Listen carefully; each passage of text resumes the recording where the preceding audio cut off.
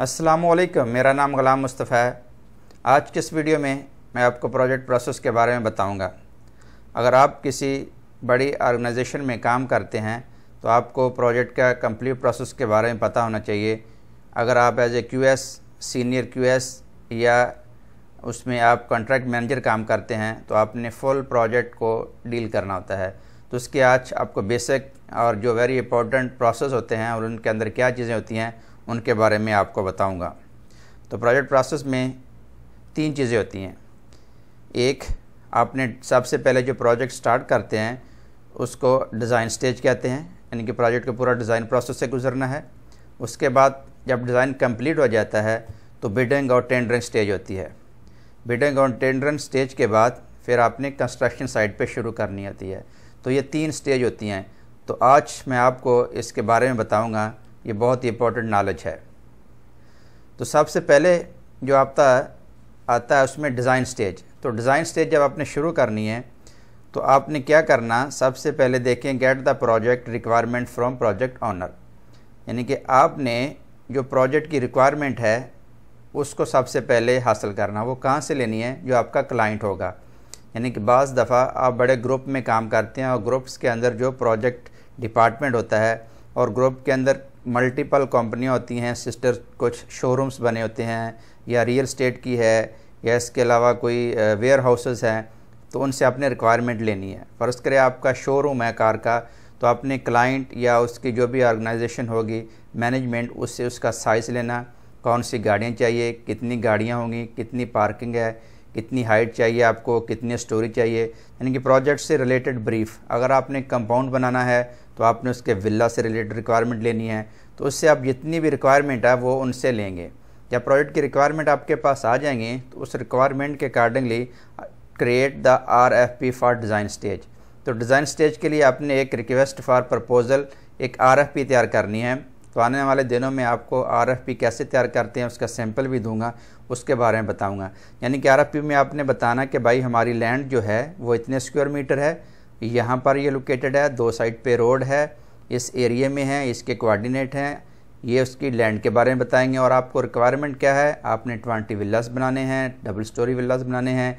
अगर शोरूम है तो वर्कशॉप बनानी है, उसका फ्रंट में डोर ऐसे होने चाहिए। ये रिक्वायरमेंट देनी है ताकि डिज़ाइनर जो है जब उसको प्राइस करेगा, जो कंसल्टिंग से आपने बिड करनी है, क्योंकि आप क्लाइंट की तरफ से एज ए रिप्रेजेंटेटिव काम करते हैं, उनकी तरफ से आप कॉन्ट्रैक्ट मैनेजर हैं या इंजीनियर हैं, तो RFP तैयार करके आपने 2-3 डिज़ाइनर और कंसल्टेंट को दे देनी है।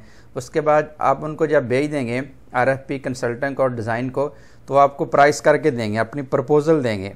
तो उस प्रपोज़ल की आपने स्टडी करनी होगी और उसमें जो बेस्ट कंसल्टेंट लेंगे आपको, जो टेक्निकली स्ट्रॉन्ग हो, जिनके इंजीनियर का एक्सपीरियंस है, उन्होंने प्रीवियस प्रोजेक्ट का जो एक्सपीरियंस भी है, प्लस उनकी प्राइस भी लोएस्ट है, अच्छी है, तो उसको आपने सेलेक्ट करना है।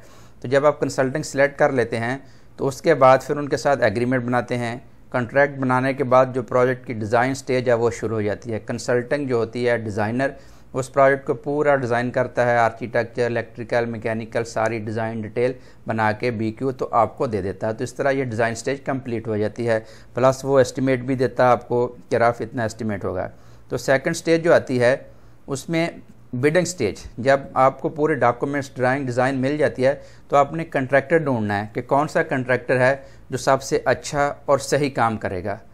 तो उसके लिए आपने बिडिंग करनी है, यानी कि जो आपको डॉक्यूमेंट्स क्या देगी डिज़ाइनर, वो आपको स्पेसिफिकेशन देगी, बिल ऑफ क्वांटिटी देगी, प्लस ड्राइंग्स देगी। तो prepare the tender documents as received from designer. जो आपने डॉक्यूमेंट्स मिले हैं उसमें आपने टेंडर के कुछ डॉक्यूमेंट्स लगाने हैं। टेंडर के बारे में मैं आपको बताऊंगा कंप्लीट प्रोसीजर के क्या क्या रिक्वायरमेंट होती हैं।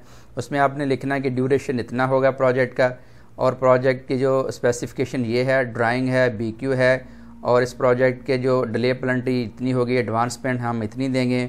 ये सारी चीज़ें आपने टेंडर में मेंशन करनी है जो उसकी कंडीशन होगी। तो आपने वो डॉक्यूमेंट्स जो आपका प्रोक्योरमेंट डिपार्टमेंट है उसको भेज दें, या आप वैसे डायरेक्ट, छोटा अगर डिपार्टमेंट कंपनी है तो आप डायरेक्ट भी भेज सकते हैं उनको, सब बिडर्स को, कंट्रैक्टर्स को। तो जब वो कंट्रैक्टर उसको स्टडी करता है 2-4 दिन या उसको 10 दिन का टाइम दे देते हैं बिडिंग में कि आपने ये बिड जो है इस डेट को आपने सबमिट करवानी है।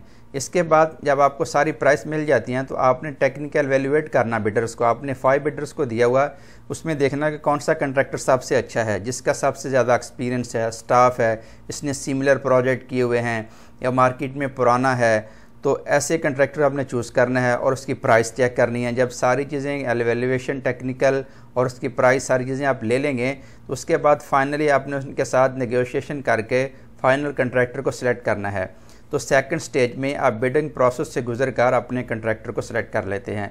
तो ये भी एक बहुत बड़ी रिस्पॉन्सिबिलिटी और बड़ी जॉब होती है। या बड़ी ऑर्गेनाइजेशन में आप बड़ी कंपनी या ग्रुप में काम करते हैं तो प्रोजेक्ट आपने खुद नहीं करना, बल्कि आपने ये प्रोजेक्ट प्रोसेस कंट्रोल करना कंसल्टिंग बाहर से हायर करके और बिडिंग स्टेज से।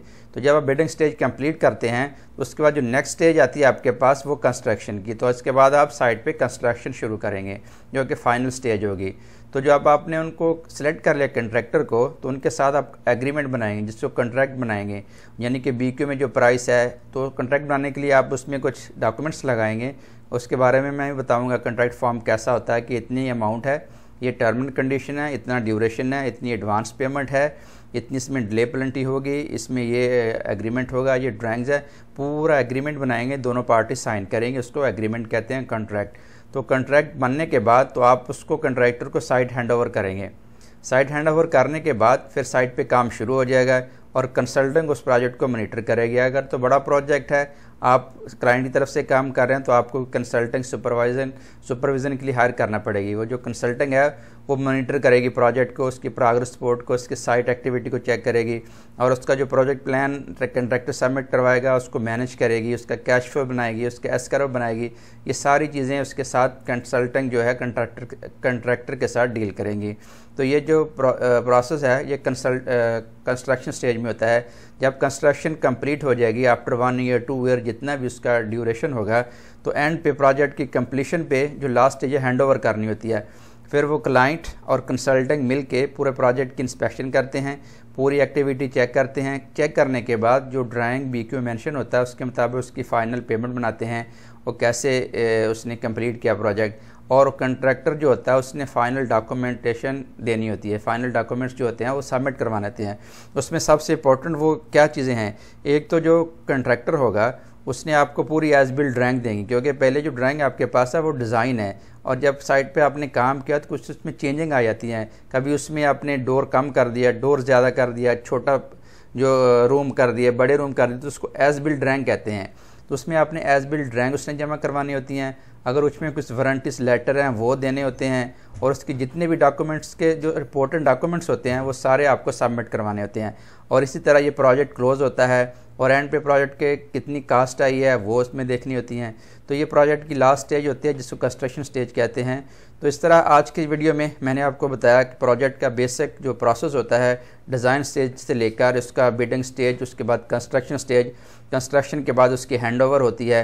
तो ये सारे प्रोसेस से गुजरकर प्रोजेक्ट कंप्लीट हो जाता है। तो इंशाल्लाह आने वाले दिनों में मैं आपको कंप्लीट से बताऊंगा कि टेंडरिंग के लिए कैसे टेंडरिंग करते हैं, डिज़ाइन के लिए कैसे टेंडरिंग करते हैं, उसका जो RFP कैसे बनाते हैं, फिर एक्टिविटी कौन सी होती है, प्रोग्रेस रिपोर्ट कैसे बनाते हैं, या उसके बाद कॉन्ट्रैक्ट कैसे बनाते हैं, ये सारी चीज़ें, कैश फ्लो कैसे बनाते हैं, प्रोजेक्ट प्लान को कैसे चेक करते हैं, ये सारी मॉनिटर करनी होती चीज़ें कंस्ट्रक्शन के दौरान। तो इंशाल्लाह उम्मीद करता हूँ आपको मेरी ये टेक्निकल इन्फॉर्मेशन प्रोजेक्ट प्रोसेस के बारे में अच्छी लगी होगी।